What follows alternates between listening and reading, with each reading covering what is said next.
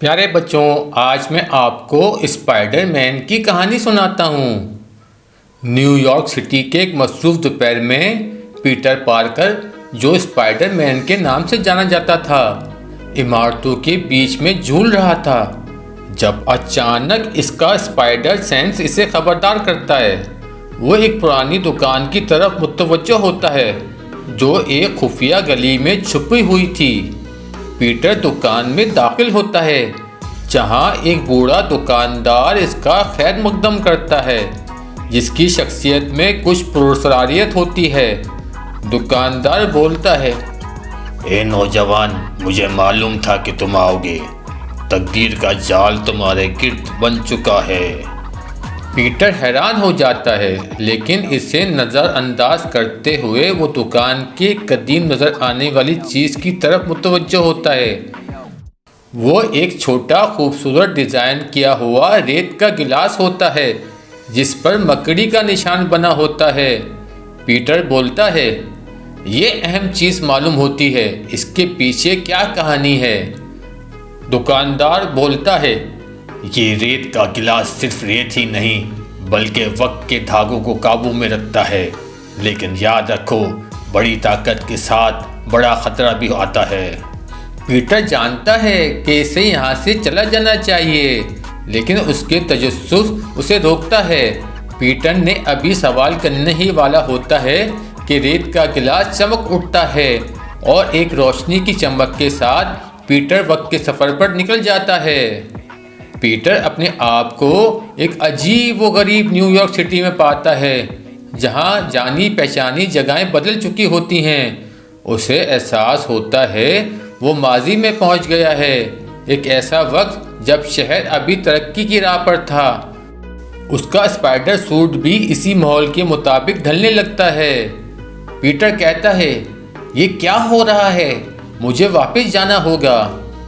Peter जगह को खोजता है और वो अपनी जवानी के ज़माने में अपने अंकल बेन को देखता है जो अब भी ज़िंदा हैं और ज़िंदगी से भरपूर हैं। जज्बात से मखलूब पीटर दूर रहने की कोशिश करता है, लेकिन जब अंकल बेन कुछ बदमाशों से लड़ाई में फंस जाते हैं तो उनकी मदद के लिए आगे बढ़ता है।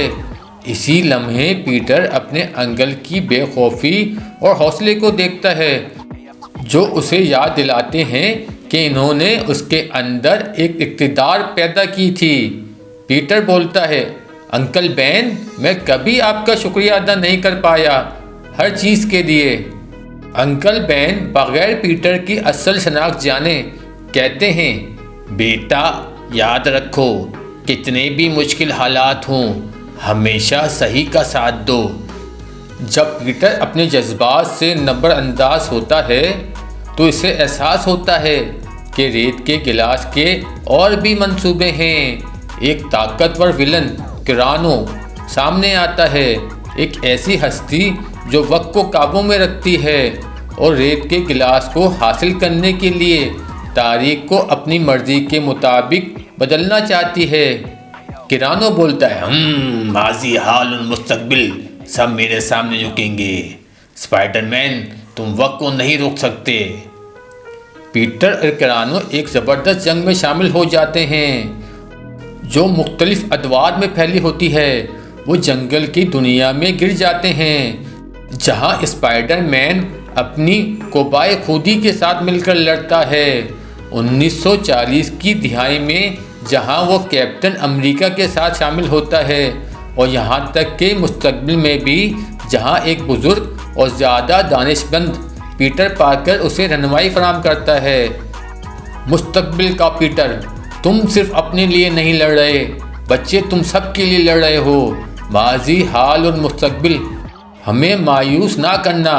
पीटर, मैं नहीं करूँगा, ये जंग अब ख़त्म होनी चाहिए। किरानो हर दौर से हासिल करदा हिकमत और महारत को इस्तेमाल करते हुए पीटर आखिरकार किरानो का इस्तेमाल करता है और इसे मुजस्मे आज़ादी के ऊपर एक हतमी जंग में शिकस्त देता है। रेत का गिलास तकरीबन खाली हो चुका था और पीटर अपनी जान की बाजी लगाकर किरानो को एक वक्त के जाने पसार लेता है ताकि वो दोबारा किसी को नुकसान ना पहुंचा सके। किरानो कहता है, नहीं, ये इख्तिदाम नहीं है। पीटर कहता है, तुम्हारे लिए इख्तिदाम हो गया है किरानो, वक्त ख़त्म हो गया है। किरानो की शिकस्त के बाद रेत का गिलास टूट जाता है और पीटर वापस हाल में आ जाता है। वो दोबारा कदीम दुकान में उतरता है जहाँ दुकानदार इसे मुस्कुराते हुए देखता है। दुकानदार कहता है, तुमने ये बहुत अच्छा काम किया स्पाइडरमैन। वक्त एक नाजुक चीज़ है, लेकिन तुमने साबित कर दिया कि बड़ी ताकत के साथ बड़ी जिम्मेदारी भी आती है। पीटर दुकान से बाहर निकलता है, अपने अंदर एक नई जिंदगी का एहसास महसूस करते हुए। शायद दोपहर की रोशनी में चमक रहा होता है और जैसे ही स्पाइडरमैन दोबारा सड़कों पर झूलता है, वो जानता है कि चाहे उसका सफ़र कहीं भी ले जाए, वो हमेशा न्यूयॉर्क का मुहाफिज रहेगा। पीटर कहता है, वक्त कोई भी हो, एक बात तो तय है, स्पाइडरमैन का काम कभी ख़त्म नहीं होता। एक दिन पीटर पार्कर अपनी यूनिवर्सिटी के कामों में मसरूफ़ था। अचानक इसे अपने सेंसर में एक पैगाम मिला। पैगाम में लिखा था, शहर में कुछ अजीब हो रहा है और तुम्हें फ़ौरन आना होगा। पीटर पार्कर ने फ़ौरन स्पाइडरमैन का लिबास पहन लिया और न्यूयॉर्क के तेज़ रफ्तारी के साथ शहर की बुलंदियों पर उड़ता हुआ रवाना हुआ। स्पाइडरमैन जब शहर की गलियों में पहुंचा तो इसने देखा कि शहर में एक गैर मामूली हादसा हो रहा था। इमारतों की खिड़कियां टूट रही थीं और सड़कों पर लोगों की चीखों पुकार सुनाई दे रही थी। एक बड़ा डरावना रिपोर्ट शहर में तबाही मचाने आया था। स्पाइडरमैन ने फ़ौरन इस रिपोर्ट की तरफ दौड़ना शुरू किया और इसका रास्ता रोकने की कोशिश की। रोबोट ने स्पाइडरमैन को देखते ही अपनी ताकतवर बाजुओं से इस पर हमला किया। स्पाइडरमैन ने अपने जाल को इस्तेमाल करते हुए रोबोट के बाजू को जकड़ लिया, लेकिन रोबोट की ताकत बहुत ज़्यादा थी। रोबोट ने स्पाइडरमैन को एक तरफ फेंक दिया और शहर में मज़ीद तबाही मचाने लगा। स्पाइडरमैन ने खुद को संभाला और कहा, यह रोबोट बहुत ताकतवर है, लेकिन मुझे इस शहर को बचाना होगा। स्पाइडरमैन ने फ़ौरन अपने दोस्तों से मदद तलब करने का फ़ैसला किया। इसने अपने मोबाइल में हैकर फ्रेड और दीगर दोस्तों को कॉल की, जो कि इसकी मुहिमात में इसकी मदद करते थे। फ्रेड ने फ़ौरन जवाब दिया, हम फ़ौरन पहुंच रहे हैं स्पाइडरमैन, हमें भी इस रोबोट के बारे में कुछ मालूमात मिली है। स्पाइडरमैन ने कहा, शुक्रिया फ्रेड, रोबोट बहुत मजबूत है और मुझे इसके खिलाफ मंसूबा बनाना होगा। फ्रेड हैकर और बाकी दोस्तों ने अपनी हुनरमंदी और टेक्नोलॉजी का इस्तेमाल करते हुए रोबोट की कमज़ोरी तलाश की। इन्होंने पता लगाया कि रोबोट के सर में एक ख़ास सिस्टम है जो इसकी ताकत को कंट्रोल करता है। स्पाइडरमैन ने अपने दोस्तों की मदद से रोबोट की कमज़ोरी को निशाना बनाने का मंसूबा बनाया। इसने फैसला किया कि रोबोट के सर पर एक हमला करेगा ताकि इसका सिस्टम ख़राब हो जाए। स्पाइडरमैन ने अपने जाल को इस्तेमाल करते हुए रोबोट के सर की तरफ निशाना बनाया और जाल को फेंक दिया। रोबोट ने जैसे ही जाल को देखा वो बिफर गया और इसने स्पाइडरमैन पर मज़ीद हमले किए। स्पाइडरमैन ने अपनी चालाकी का इस्तेमाल करते हुए रोबोट के हमलों को काबू में रखा और मौका देखते ही अपनी जाल को रोबोट के सर के ऊपर फेंक दिया। जाल ने रोबोट के सर के सिस्टम को जाम कर दिया और रोबोट ने अपना काम करना बंद कर दिया।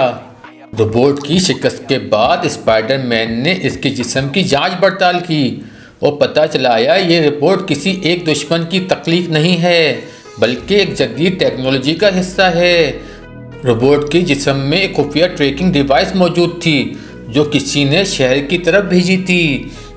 स्पाइडरमैन ने फ्रेड से रब्ता किया और कहा, ये रोबोट किसी मंसूबे का हिस्सा लगता है, हमें इस ट्रैकिंग डिवाइस का पता लगाना होगा।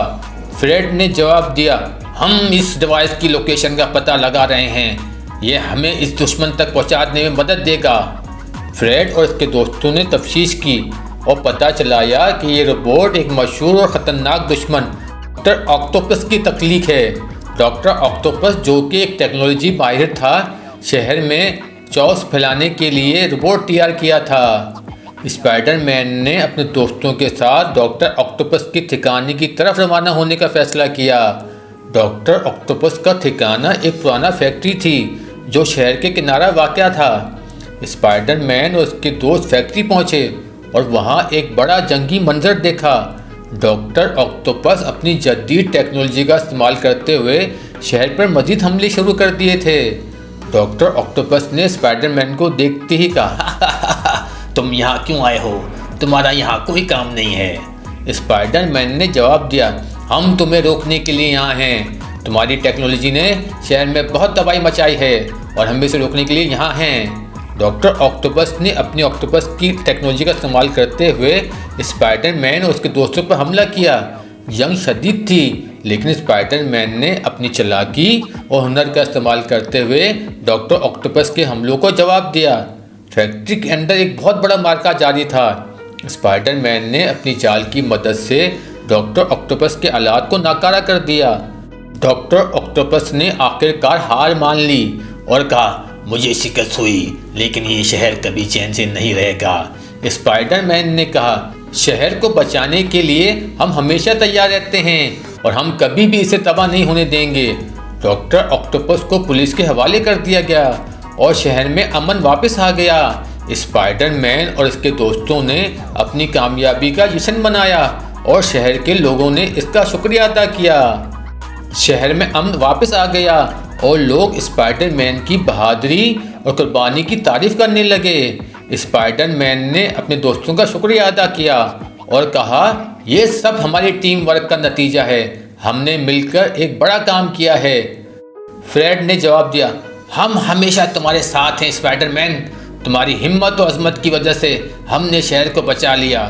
स्पाइडरमैन ने शहर की बुलंदियों पर प्रवास करते हुए सोचा, ये शहर हमेशा चैलेंजेस और ख़तरात का सामना करता है, लेकिन हम हमेशा तैयार रहेंगे। स्पाइडरमैन ने शहर की फ़ज़ा में उड़ते हुए अपनी ज़िंदगी के नए सफ़र का आगाज़ किया।